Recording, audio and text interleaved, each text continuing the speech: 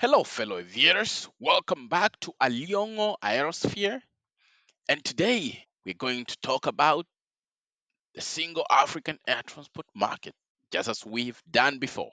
Now, the single African air transport market for sure has been hailed as a game changer for Africa's aviation industry. But why are so many countries dragging their feet on implementation? You see, today we are breaking down the top 10 reasons why African countries are hesitant to fully embrace SATM. Let's get into it. Now, reason number one, there is fear of unequal competition. Many African countries worry that their small national airlines won't survive competition from bigger carriers like the Ethiopian Airlines or Kenya Airways.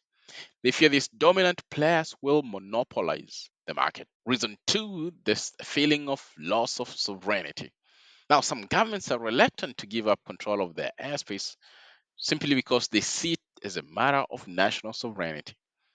Opening skies feels like ceding too much power to external forces.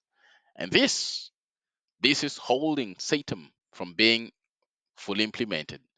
Number three, financial risks for national airlines. National airlines, we can say 8 out of 10 in Africa, often rely on government subsidies to stay afloat. Now, SATM could reduce ticket prices. And this is one of the reasons why SATM is being implemented to begin with. But with lower ticket prices, these national airlines are going to see a cut in their profit margins. And remember, their profit margins are currently already thin. So, with lower ticket prices, means even lower thin profit margins. Well, is this attractive to most of these national airlines? Probably not. And absolutely, it makes it one of the main reasons why SATM is taking this long to be implemented. Number four, lack of trust between countries. There's a lack of trust among most African nations, and countries are unsure if others will abide by fair competition rules.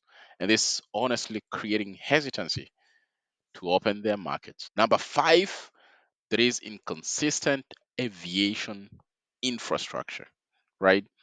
That some countries have world class airports. You know, you land in Nairobi, you land in South, you'll find world class airports, while others barely have functioning airstrips.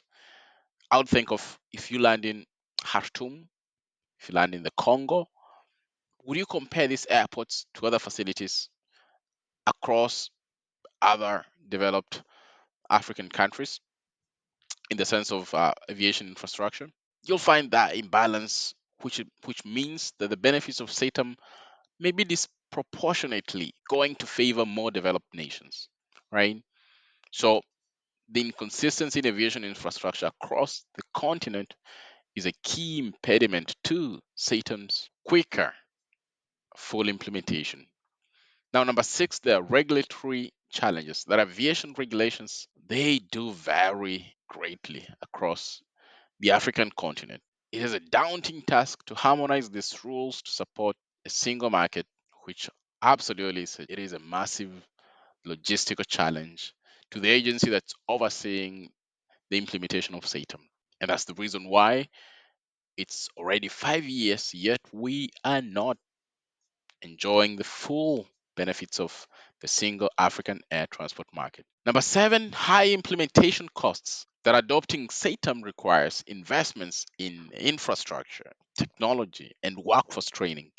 And all these undertakings are expensive, and many countries cannot afford. And this puts brakes on SATM's implementation. Number eight, fear of unfair market dynamics. Countries worry that large airlines will flood their markets with cheap tickets, and it's going to drive smaller airlines out of business.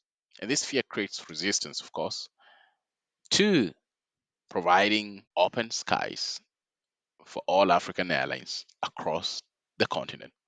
Number nine, political instability in some regions.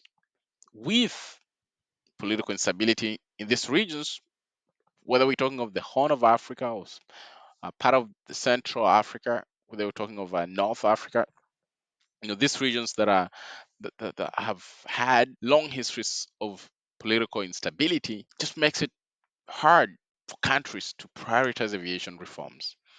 And safety and security concerns are major hurdles, of course, for SATM's success. So we're looking forward to a peaceful Africa, automatically meaning a successful SATM's ambition. Last but not least, resistance to change.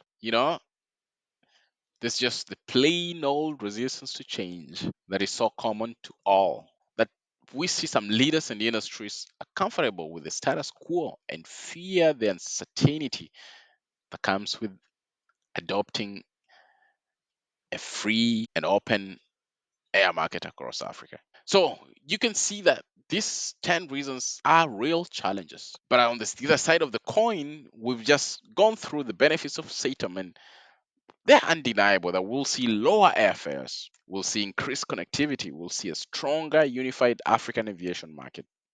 Then the question only becomes, can these barriers be overcome? Well, you let us know. It's your turn. Which of these reasons do you think is the biggest obstacle to implementing the single African air transport market? Or do you see it differently? Or what other reason could you add on the list? Let us know in the comments below. And do not forget to like, subscribe, and share this video. And we'll be seeing you in our next video. Thank you very much for your time. We'll see you. Bye bye. And we say in Swahili, kwaheri kwa leo. That is bye bye for today. Thank you. Bye.